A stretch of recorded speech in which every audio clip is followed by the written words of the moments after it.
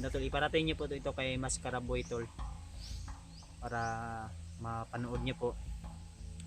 Sabihan niyo po si Mascaraboy na panoorin itong video na ito. I-direct niyo po siya ng message o ratratin niyo po siya ng mensahe tol, or tawagan niyo po.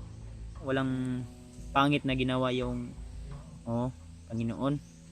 Ina ang kuan, pasig open imong bagda, wala. So tara. So tuloy kami tol, dito tayo tol. Hey, what's up tol? Isang mapagpalang araw po sa inyo lahat. So welcome back sa ating YouTube channel. So nandito na po kami ni Spider-Man sa area na kung saan po. Ito po yung area na sinasabi ni Lolo Ambo. So naglalakbay pa kami tol. At papunta pa kami mismo doon sa area na kung saan po ay doon ang sabi ni Lolo Ambo na maghihintay siya sa amin. At mismo naalala ko po ang area na yon. At meron na kaming dala ni Spider-Man na alay para sa kanya. So ang naisip lang po namin na dalhin, kasi wala po akong nakita na manok na puti. At ang dinala lang po namin ay itlog lang po, isang tray ng itlog. Then wine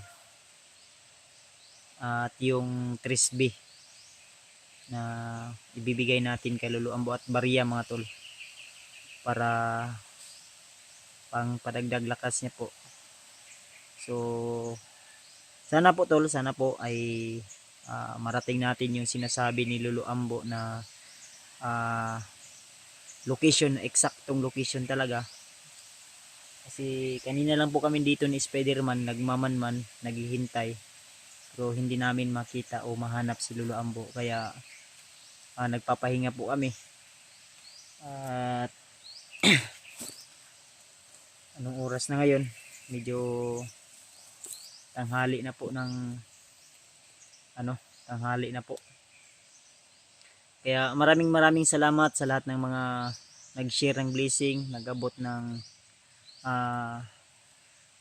tulong, lalo na sa kay Spider-Man, kay Bornok, at sa iba nating kasamahan, especially sa akin tol. Thank you so much po sa inyong walang sawang suporta at pagmamahal sa akin.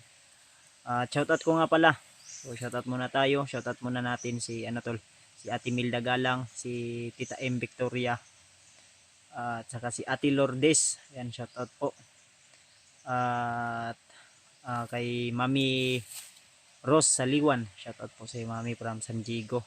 At saka kay Ninang Josephine Kili, kay MD Daos, kay Ate GRC Ribas, at siyempre kay utol natin Dudong Tismo, shoutout sa iyo brother.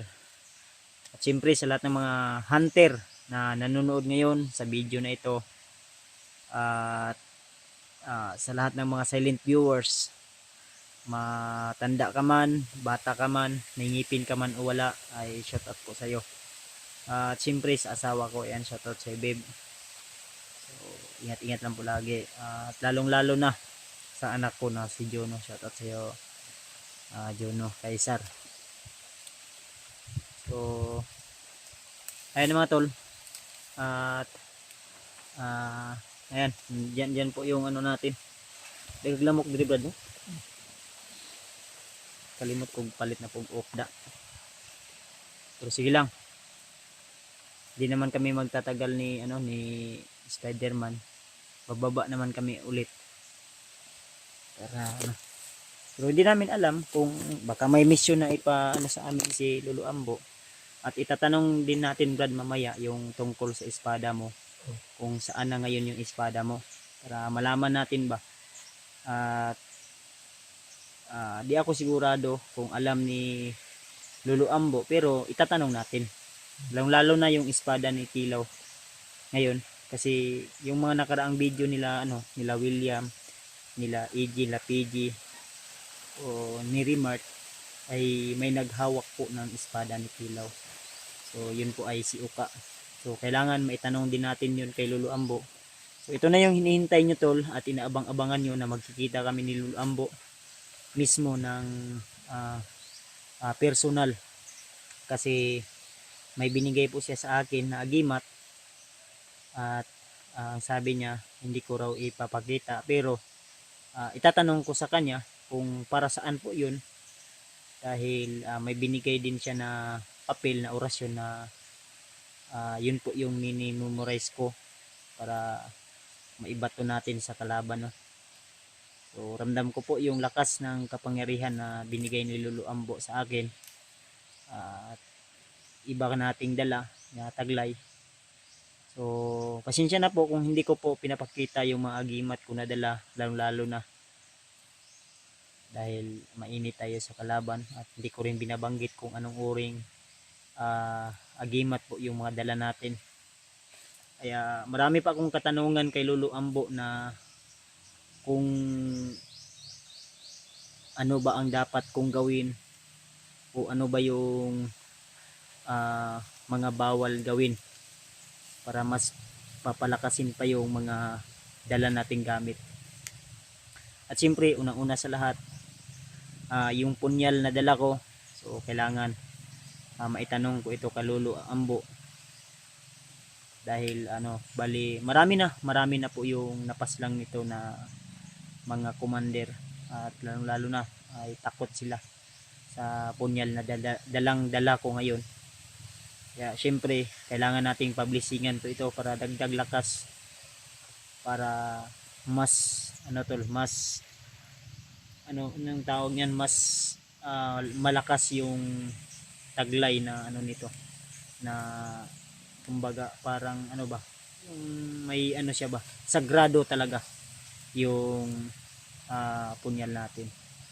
Kaya never ko din itong hinihiwa kahit saan o ginagamit, lalo na pag may mga lamas, ganun ba, kasi bawal din yan po yung alam ko na bawal.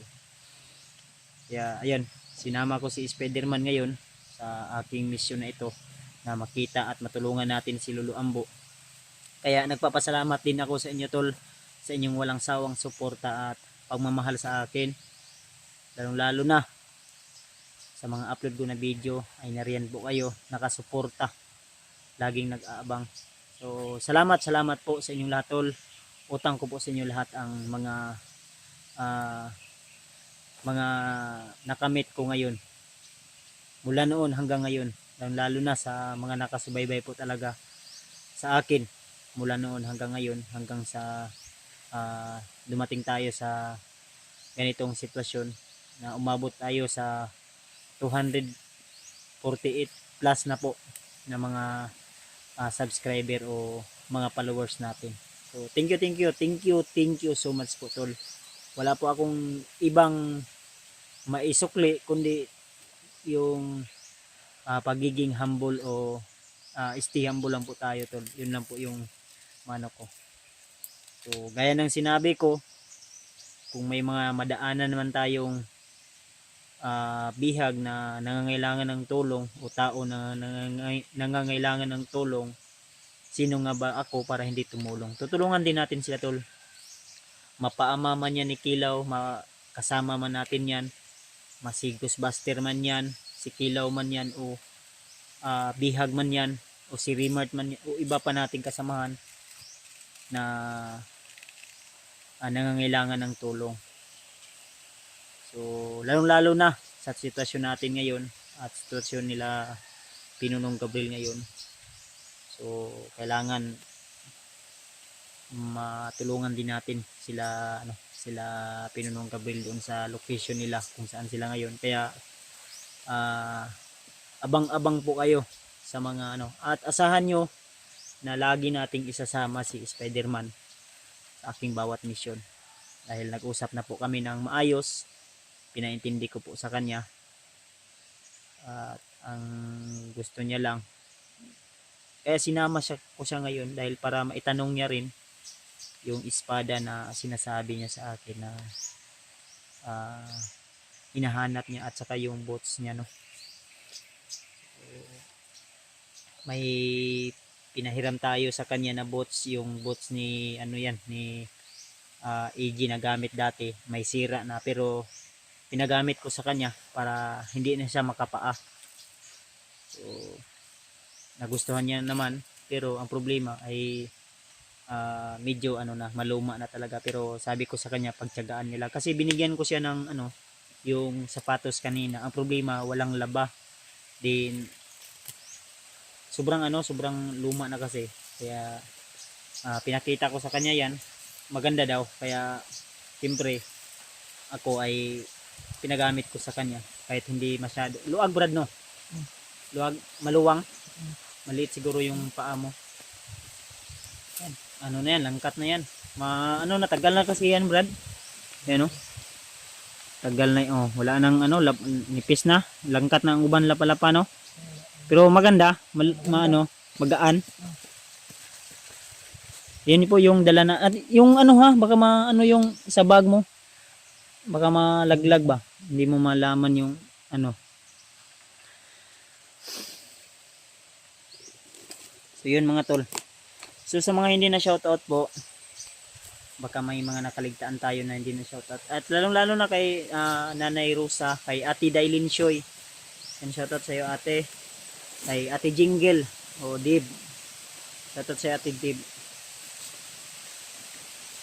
Dagan lamok eh.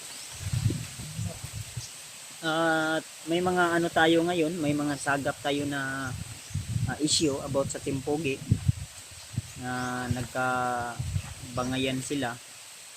So siguro may mga misunderstanding lang po. At hayaan nyo lang po tol, walang problema po yun. Dahil alam nyo naman, pag may mga konting ano talaga, ay madali lang po yan maayos, lalo na mga alaga din natin yan sila. May mga ano talaga, hindi talaga natin maiiwasan yung mga ganyan, pero sana ay masolusyonan agad at magkaayos agad. Kung ano man yung samaan ng loob sa akin, walang problema sa akin.